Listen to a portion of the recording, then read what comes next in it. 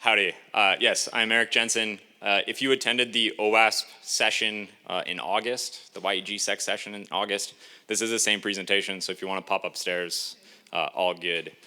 Michelle, great to see you. I'm looking forward to your tough question later. All right. Bill C-26, it's very exciting. Do we all know what it is already? No? Okay, cool. Let's go for it. Today, I'm going to cover off why there is a need for greater government regulation in cybersecurity, what other countries are doing a little bit. Then we're going to get into the act itself. This is straight up copy pasta from the bill, so you can see what it's like. It's always good to review the source material.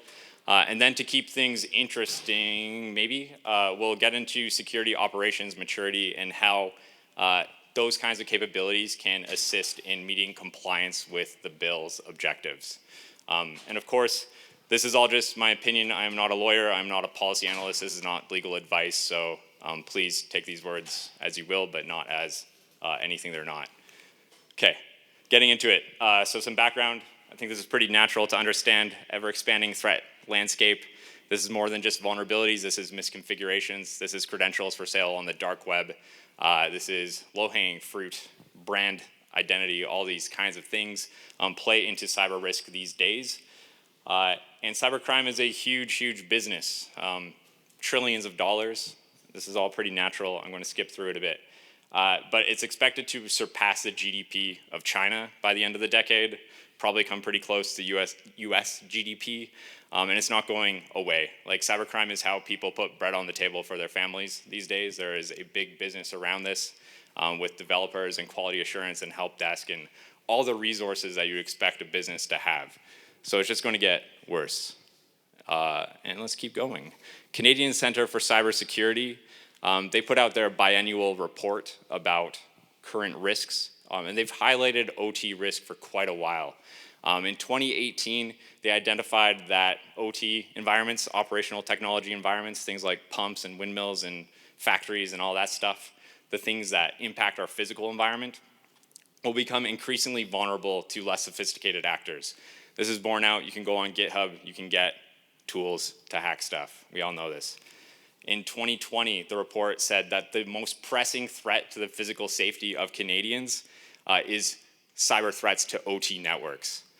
So we've gone from less sophisticated actors can hit these things to this is the most pressing threat to Canadians to, in the latest report, specifically calling out that state-sponsored actors are targeting OT networks, attacking OT networks, developing tools and payloads and resources specifically for damaging and degrading these networks and these assets.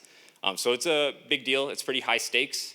And there's a lot of capabilities that are going into this as well that are identified by the Canadian Centre for Cybersecurity. Cryptocurrency, of course, makes it easier for cyber criminals to wash money, to use that money. We have state sponsorship. There's at least 4 countries that are using cybercrime to fund the state itself. Like, this is how military is funded in some countries, how healthcare is funded in some countries, just due to the current sanctions environment. And then we have the targeting trends again.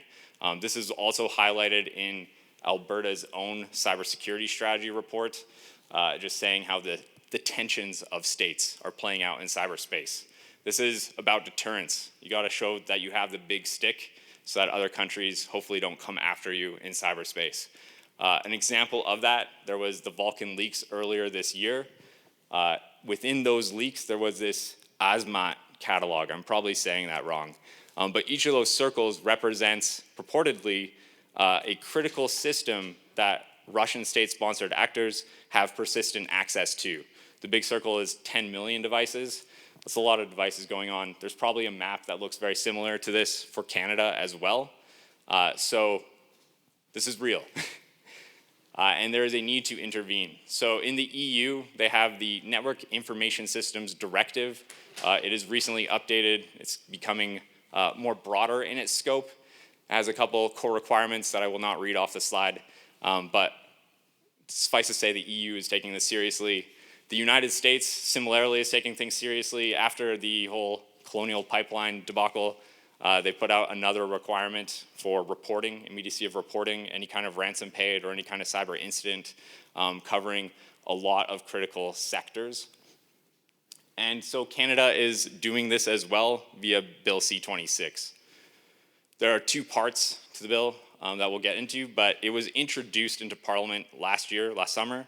It is currently in its committee reading, so kind of on pause. It needs to go through one more reading in Parliament and then through the Senate and then get royal assent before it becomes law. So it is not in effect right now, but it is coming in some form. There's two parts for it. The first part is just an amendment to the Telecommunications Act, which we'll get into very briefly. And the second bigger part is this new Critical Cyber Systems Protection Act, which is really targeted towards critical systems operators. We'll get into that a bit. But there's going to be a lot of knock-on effects for other organizations as well, whether or not they directly interface with critical systems. If they're providing any kind of service to a critical systems operator, there will be increased friction in that transaction. Why does the Telecommunications Act need to be amended? It's mostly because of Huawei. This is a response to Huawei's involvement in Canadian network infrastructure. So in 2020, 2021, there was a bunch of reports around purported backdoor access into Huawei equipment. This was largely borne out as true. And by mid-2020-ish, Canada was the only Five Eyes nation that had not limited or banned the use of Huawei equipment in core networks. It wasn't until 2022 that Canada actually banned the use of Huawei equipment. So it took a long time to do that. Bad look being involved in that intelligence sharing partnership to be the only the only country that was allowing an adversarial foreign state access into critical networks, basically. So we have this amendment to the Telecommunications Act that is allowing the federal government to mandate telecommunications service operators to use or not use certain pieces of equipment, to provide or not provide certain services to specific entities, those kind of capabilities, as well as the requirement to report on cybersecurity incidents, to implement any future specific standards specified by the federal cabinet, and of course there's monetary penalties as well. That's the very quick of it. But moving on to the Critical Cyber Systems Protection Act, it's a bit more involved. So the federal cabinet has an oversight relationship with the communication security establishment as well as the regulators, who in turn have a relationship with the critical systems operators. And then they, of course, have that reporting duty with their executives and whatnot as well. The relationship here is critical systems operators are going to be required to immediately report any kind of cyber incident of a critical system to the CSE. The CSE maintains the ability now to intervene in the follow-up to the investigation of that cyber incident. They can report that information onto the regulator, cabinet, whoever else, do their thing with it. CSE identifies these as critical infrastructure sectors, so 10 critical infrastructure sectors, but the bill in its current state only applies to 4. So that's pretty broad categories, and it is very likely, if we look at what EU and US are doing, that future coverage will expand to all these critical sectors as well as probably beyond critical sectors as well. But this is a first step. For each of these sectors, there's an appropriate regulator, and there will be more clarity down the line towards who specific designated operators are within these areas as well. So it's not all like hashed out who exactly is in scope at the moment, but this is kind of the broad strokes for where the scope is. No? Oh, pardon. Sorry. Okay. Okay, so the obligations, they're broken down into really 8 obligations for these designated operators. The chief obligation is really around establishing a cybersecurity program within 90 days of the passage of the bill. This program will need to be amended periodically each year. Those amendments will have to be provided to the regulator. Any kind of change in how mitigations are applied to risks identified in the program will have to be submitted to the regulator as well. And the particular focus of this program is really around mitigating supply chain risk and third-party risks. That comes up again and again in the document, as we'll see. So The cybersecurity program itself, which must be created in 90 days, it needs to address risk broadly. Any kind of vulnerability to the critical system or means of impacting the critical system in some way, especially with respect to third parties and suppliers. The program needs to identify how the organization is going to mitigate the identified risks and reduce the potential for impact from those risks as well. Pretty sensible stuff, but very broad in what needs to be covered. Protecting the critical systems is paramount, of course, and being able to detect incidents in some way, also very important. Having an expanded detective scope is a hard thing to do, so I think a lot of organizations may be surprised at what goes into this if they're not already addressing it. In terms of supply chain and third-party risks, I think this is where the bill really starts to impact more than critical systems operators, and that's just because if you're providing any kind of service to an organization that is included within the scope of this bill, you're going to have an easier time doing business with them if you can provide them with assurances that you are up to snuff in terms of cybersecurity yourself. So whether you are a sole proprietor providing some kind of service, or you work for a body shop and you're providing services through a contracting vehicle, or if you're Azure or whoever, there's going to be a lot more stringency, can't say the word, but there's got to be a lot more, I guess, like oversight from these operators into who they're doing business with, because there's so much on the line for them in doing this business. There's so much requirement that they have to report risks and what the issues might be with their supply chains.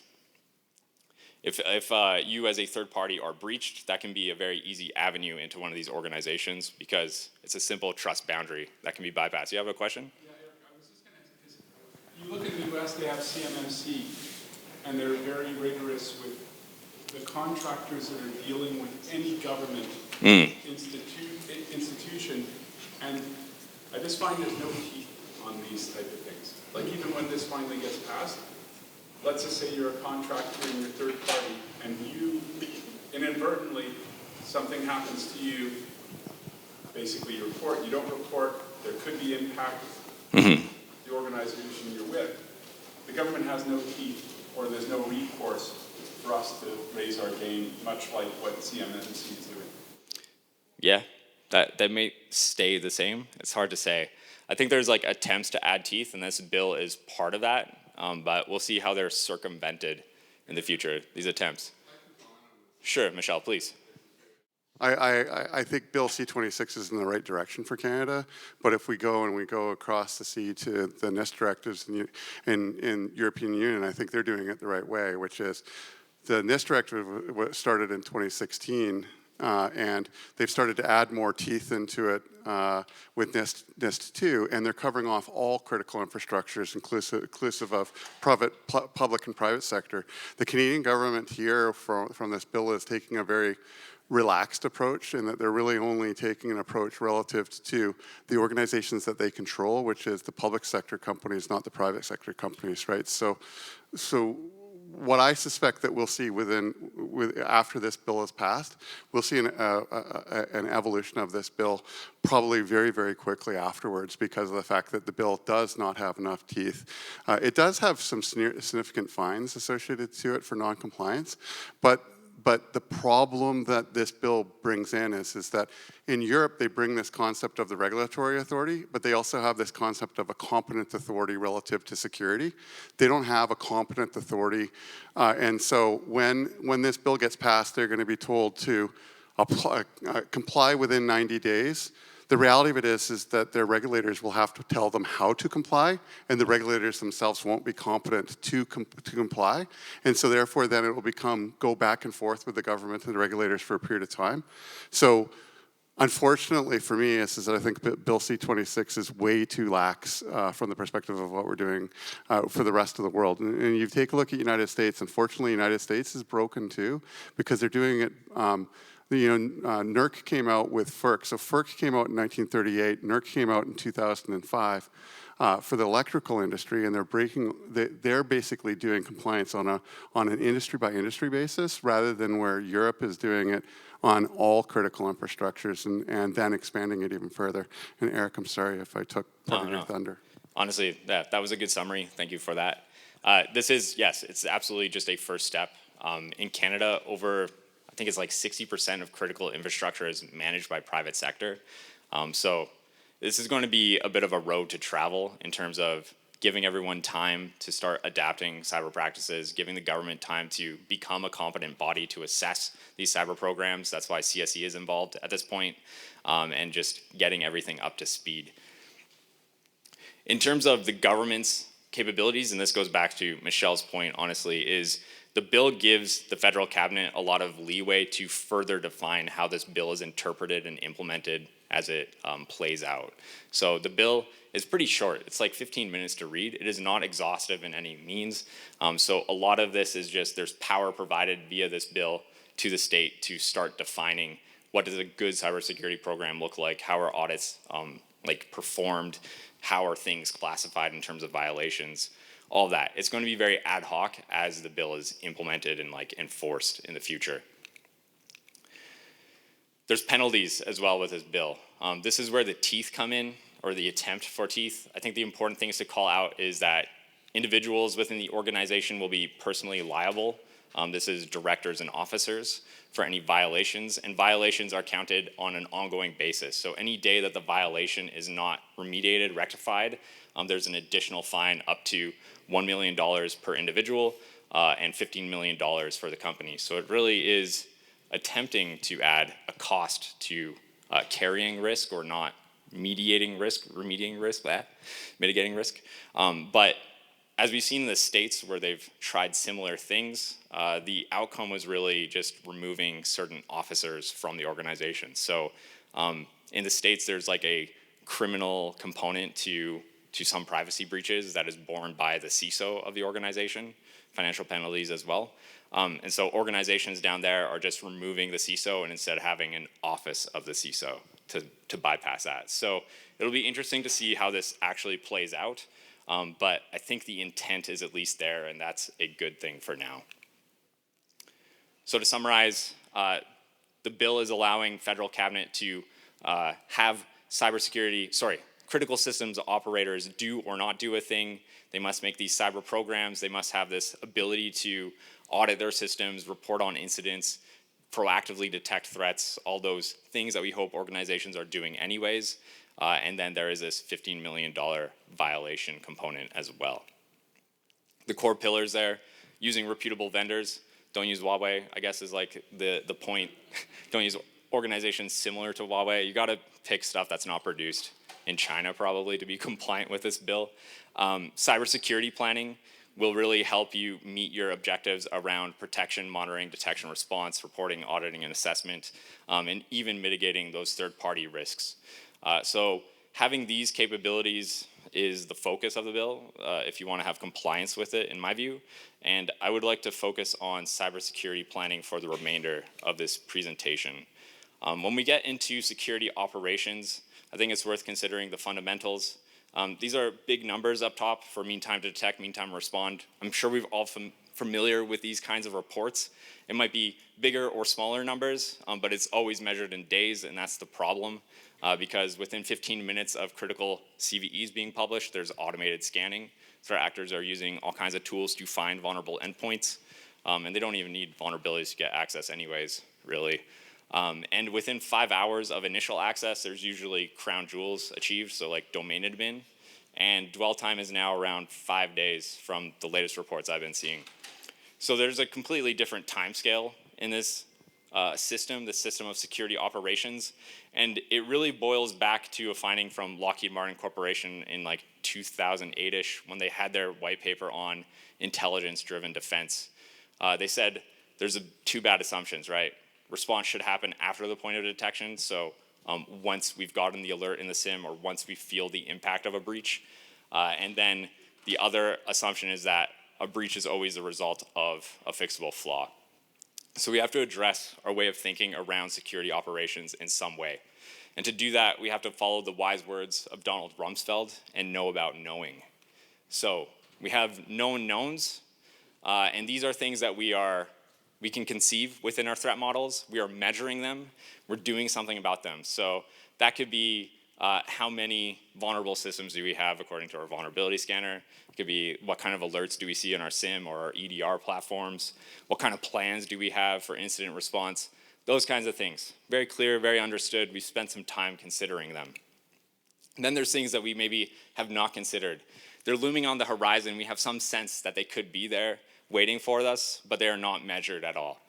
So this could be things that we could check, like how many domain admins do we have in our organization? Do they all need to be domain admins? How many shared accounts do we have with administrator credentials or privileges rather? Those kinds of things. Or just what misconfigurations exist in our environment. These are things we could find out, but we probably are not measuring. And these are things that should be addressed. These are where we can do that proactive threat hunting, assume the breach, and really dig in and find some interesting gaps, things we can do something about. And then all the way at the other end, we have unknown unknowns, which are inconceivable. We are not considering them at all in our threat models. We're not measuring them. We're not doing anything about them. And these are all the unaccounted for risks that is not in the register in any way. So we got to do something about those. And I think it all comes down to some concentric circles here. So if we consider the MITRE ATT&CK framework, there's lots of ways to use each technique. We have to have a depth of coverage and a breadth of coverage. And that can be like a nice reference point. And then we go out from there with our concentric circles. So in the center, we have our control group. These are our known knowns. These are applicable risks to our organization that we have technical controls for, mitigations, and we have observability data for as well, some other source of data that allows us to verify the efficacy of our technical control or policy control. Then we have these low priority areas where there is no applicable risk to the organization. We have some technical controls, we have some observability, but we're not really sweating it. Where it gets interesting is when you get into things where you do have a technical control for a perceived risk, an applicable risk, but you have no other data source to evaluate the efficacy of the control for that risk.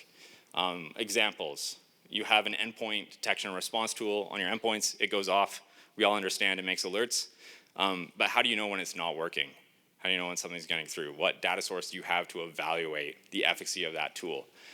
That's where we get into log data, command line logging, getting like sysmon and stuff, that you can start to interpret data from the system to understand if there has been some kind of realized risk on that system instead of just being notified by a tool that is telling you a thing. And then finally, the highest priority to mitigate or add capability around is when we can see impacts of risk is being realized, and we have no mitigation for it. So if we're able to consider this kind of model into our organization, then we can improve the efficacy of our security operations. We can identify a candidate capability, bring that into the organization, and evaluate how effective it has been at improving our security posture. An example here, we can take the idea of, again, EDR. It makes a bunch of detections. There's malware on our devices. But how do we stop the malware from getting to our devices in the first place? Maybe we identify that we're doing deep inspection on our wire traffic. We can uncover threats there, but stuff is still getting through, so we want to add sandboxing, inline sandboxing as a capability. We can add that in, monitor what kind of detections it's making, start incorporating that data into our other security tools so that we can have a bit of a proactive use of locally curated threat intelligence, and then we can measure what that success outcome is.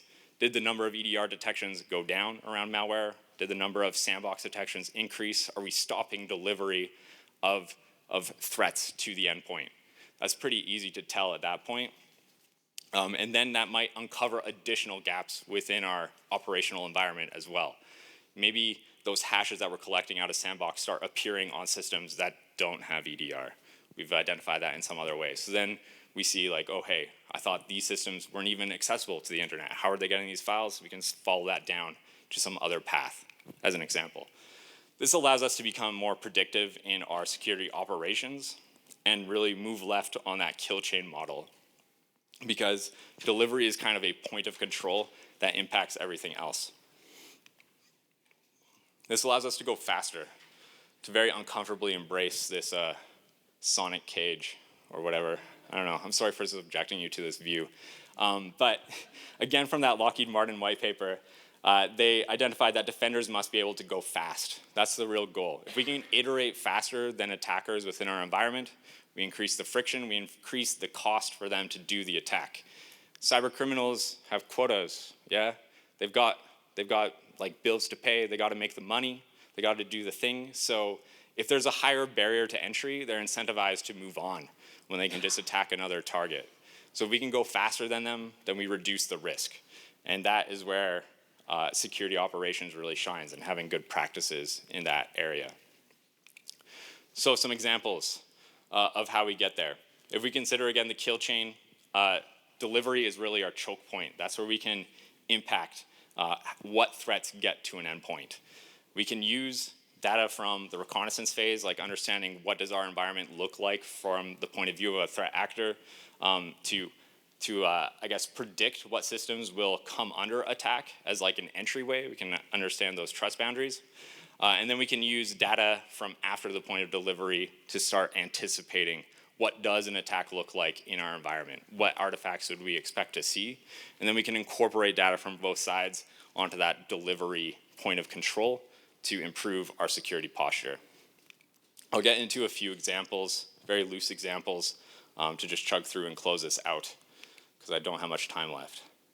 So, perimeter is pretty well understood, classical perimeter, but perimeter is wherever our data is, it's wherever our devices are, it's wherever our users are. Whether they're on or off the network, that is the real perimeter these days. So if we consider an example of we have good security controls within our perimeter on our network, and then someone leaves with a corporate laptop, goes off network, what do we enforce at that point? Maybe we have like an endpoint control still, but we don't have any kind of way of enforcing our traffic policies on that endpoint. We can change that using modern tools like SASE. That's a big marketing buzzword. Simple example.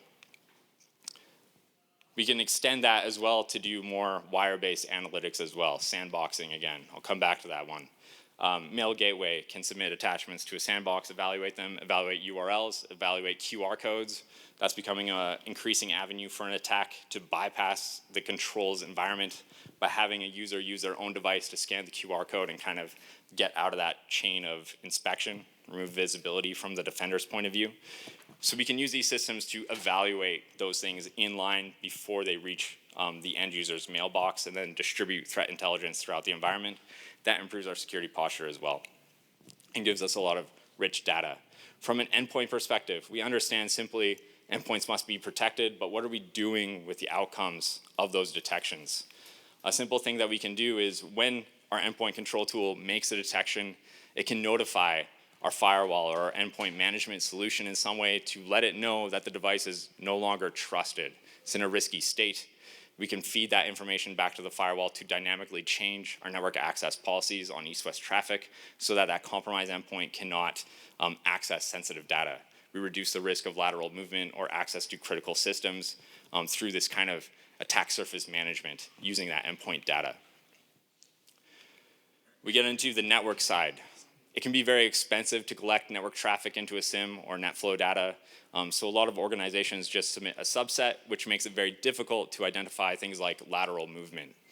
We can use tools like network detection and response to identify those kinds of use cases, or we can use deception tools as well.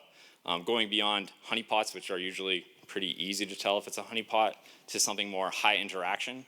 An attacker, when they land on a device, whether that's headless or a workstation or whatever, they begin doing internal reconnaissance. If we can incentivize them to interact with decoy assets, then we can understand what endpoints are affected, compromised potentially, and then notify the firewall, do that quarantine, or a NAC solution or the endpoint control, do that quarantine step to cut out the access of the attacker from the network at that point. They have to pivot again. We're increasing the cost of the attack with those capabilities. Likewise with our SIEM, it's usually an expensive, noisy box that does a lot of nothing unless we spend time with it and take care of it and tune it and stuff. That's my background. I know the pain. But our SIEM can do useful things, things that can dynamically feed into our environment as well. as it analyzes external data, interactions with like VPN or just access to our web applications, and starts uncovering those risky indicators, or as it sees bad things happen on the endpoint, we can use that data to identify risky assets and again submit that to, say, the firewall, so that it can dynamically change how network access is mediated. We always want to incorporate our data flows into other systems instead of just dumping it as a detection. We need to do something with data. And SOAR is kind of like the crown jewel of that: security orchestration, automation, and response tools. This is where we can really triage and analyze low-hanging fruit, things that are well understood, and just have the action happen automatically, because we ain't got time for that. It happens all the time. We got to automate. So a SOAR can get a notification, say, of like a typo squatting for a monitored domain. It can query web services like Whois to compare the two domains, the monitored domain and the typo squat domain. Do that triage automatically. It's very simple to do, something an analyst could do quickly. So we can do it programmatically as well through a SOAR. Then it can have that domain be blocked at the firewall level or proxy level or whatever. It can also query our SIEM or other tools to proactively begin threat hunting and understand what assets, what users have been interacting with that type of squatting domain, and maybe chase down some new areas of investigation there. So just simple examples of capabilities that maybe address known unknowns or unknown unknowns in our environment that we can begin working with to really work at this choke point thing. There's a lot of tools that we can deploy at these different stages that can support and facilitate the collection of data or the production of data that helps us to evaluate how we can close that gap at the choke point. And when we do that, then we're able to validate what's going on in our network and uncover the true threat. Chad Kroger right there, bottom center.